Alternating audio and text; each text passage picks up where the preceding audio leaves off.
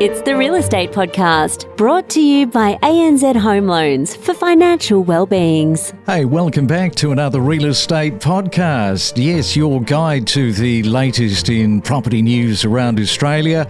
Talking property from the Gold Coast, and good morning to you if you are there or in Adelaide, and streaming right now on multiple platforms, including iHeartRadio and Spotify. It is a Monday, August the 18th, returning after the weekend of relaxation for some of us. For others, the frenetic chaos of chasing properties down, and then comes that inevitable realisation that it has been all for nothing and you are back to the drawing board. Might have been your weekend. Hope not. I hate it when that happens. Have to share this with you. I was out shopping in the weekend, and is it little wonder that children are parenting their own parents? As I'm walking outside the shops, this woman says to her 5-year-old looking son, "Now we've got to go into this shop, but I won't be buying you any toy. Okay?" Absolute silence. Then the mum says, "Okay."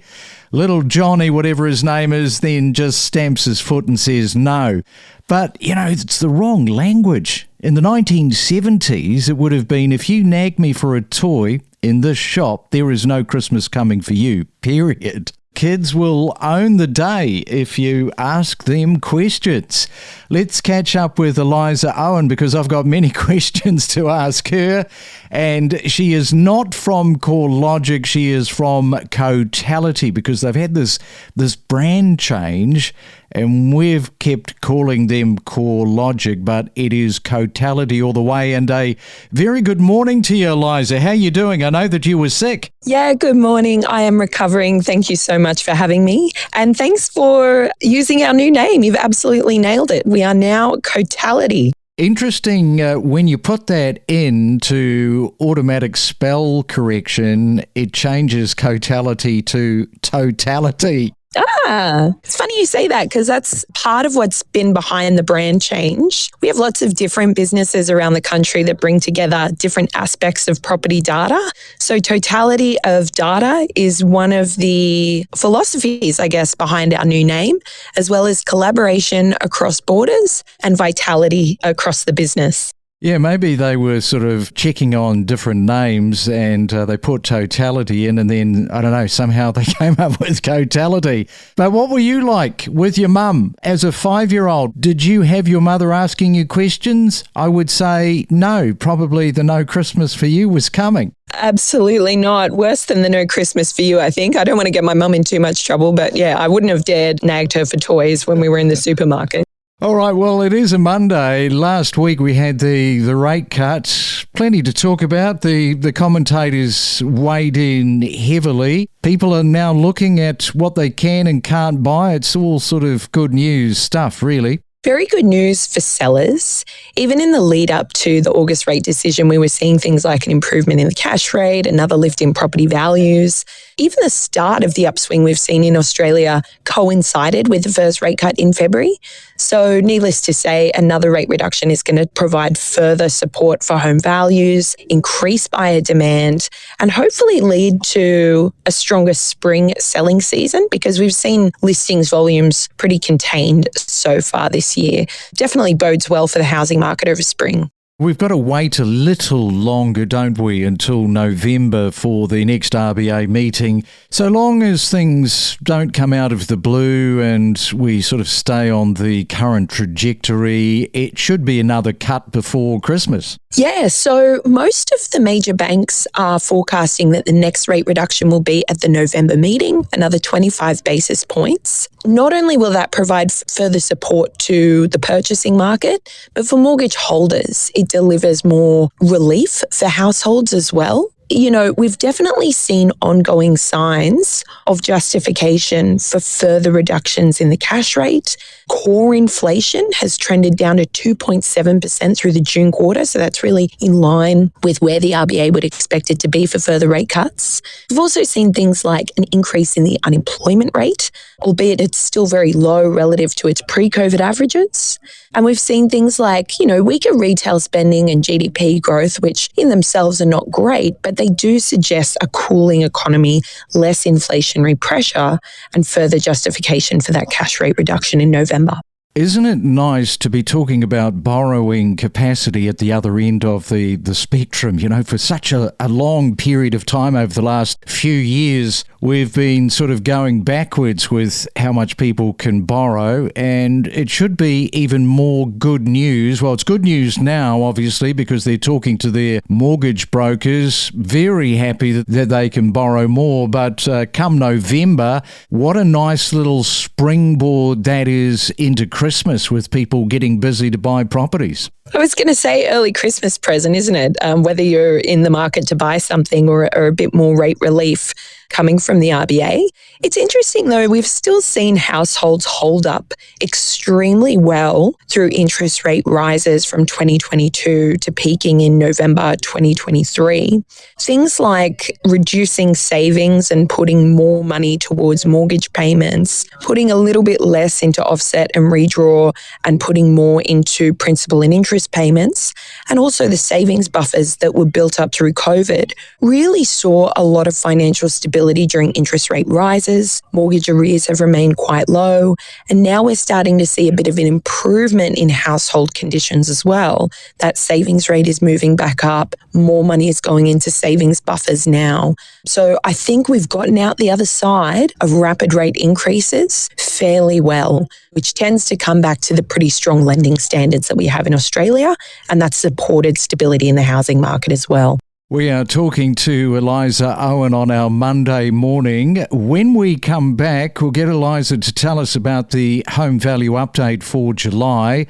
Also, there is a trend in rent values. We'll ask her about that when we come back. Stay ahead of the competition with the latest news, insights and data analysis on the Property Podcast that keeps you informed. The background is that this is pretty much part of the housing statement process that the Victorian Government started in September 2023. And that process originally was probably a little bit too focused on bigger projects and on inner city building. And whilst it was never fully limited to that, it's always seemed to have a bit of a focus on that initially. But over time, the government has started to show more interest in trying to find ways to encourage more building work throughout the state. And one great thing about this great design fast-track process is that it allows for people to choose to build homes in the locations they want to, unlike some of the other reforms like the activity centres, which are very much linked to particular train stations, and the precincts such as suburban rail loop. This is very much a much broader application. We are just as addicted to property as you are. The Real Estate Podcast. And it is a Real Estate Monday. We are with Eliza Owen from Cotality, not CoreLogic, this morning.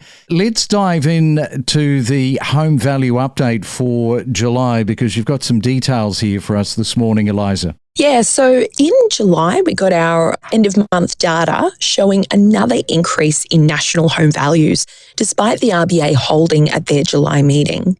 So nationally, home values were up 0.6%.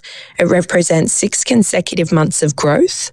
And more than that, we saw a very broad-based increase, rising across every capital city market, interestingly led by Darwin with a very strong 2.2% result over the month. But we also saw the mid-sized capitals, Brisbane, Adelaide and Perth, continue to dominate the market. Brisbane and Adelaide rising 0.7% and Perth rising 0.9%. On the other end of the spectrum was Hobart, with values inching just 0.1% higher over the month. But that still sees a nice little turnaround in the Hobart market, which is up 1.6% over the year to date. Yeah, and I see that the combined capitals, 1.8%, they've edged ahead of combined regional markets. That trend, it's kind of been happening for a while, hasn't it? Yeah, this is an interesting one. So regional Australia is generally a more steady market performer. So where interest rate rises had a particularly acute impact on the capital cities, regional Australia had a softer downturn. It's enjoyed a nice little upswing through the start of the year. But what we've seen is that the combined capital cities market has what you might call more interest rate sensitivity. I think that's because it's a more expensive market. And expensive markets, in the same way we've seen this dynamic more recently with houses and units as well, they tend to outperform when interest rates come down. And again, I think it comes back to things like, higher value property markets have higher income buyers usually. They tend to get more borrowing capacity when interest rates come down. So that's what could be contributing to the outperformance of capital cities. And to be honest, it's something we can probably expect to continue as rates continue to come down over 2025. And let's move into the trend in rent values, because there's quite a lot going on in this space. Yeah, so this is a really interesting one. We've seen rent values come up about 3.7% over the past year. That's well below the highs that we saw during the COVID period. Rents had been increasing in double-digit levels over the past few years amid a range of big changes in supply and demand factors. But the trend to look out for is the fact that that annual growth of 3.7% has picked up from an annual growth rate of 3.4% in the previous month. And that might not sound like a big acceleration in growth, but when you start looking at some markets, it looks a bit more acute. So Brisbane units are a really good example where in the past 12 months, rent values have picked up 5.6%. So the pace of annual increase is now on the rise from a recent low of 3.3% over 2024. So basically, what this data is telling us is that in some markets, the pace of rent growth after the big uplift and turmoil that we've seen over the past few years is starting to re-accelerate just a little bit. And that's kind of bad news for renters because it means that they might expect more substantial rent increases over the next few years. It's also not great from an inflationary perspective. Cotality's rent growth data is a bit of a leading indicator for the rent component of the inflation basket, the CPI basket. So if we're starting to see these reaccelerations in pockets of the market now, it could mean that it has a bit of implication for inflation as well, and maybe a bit of pickup in the rent component of inflation. Yeah, and the first people that feel that, of course, are those first-time home buyers. And with over 5% growth there in the Brisbane market, if you are in Brisbane first home buying, you will know that only too well. Well, as always, Eliza, you are a wealth of information on our Monday morning. Continue to get well. Thanks for all of that and jumping on to the Real Estate Breakfast.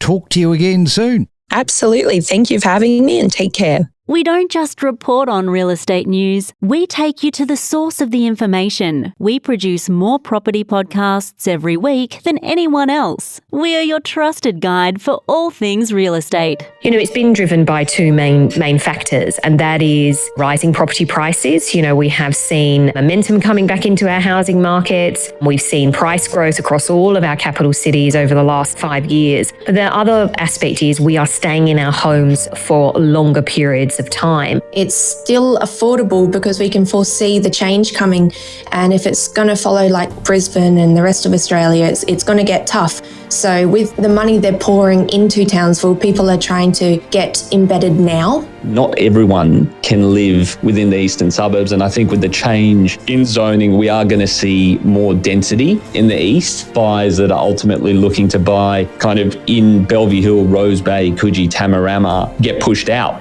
It's one of those areas that we're seeing a lot of people from the north side of Brisbane come in, Brisbane CBD. They can't afford necessarily out those ways. We connect you to the best real estate information across Australia. The Real Estate Podcast.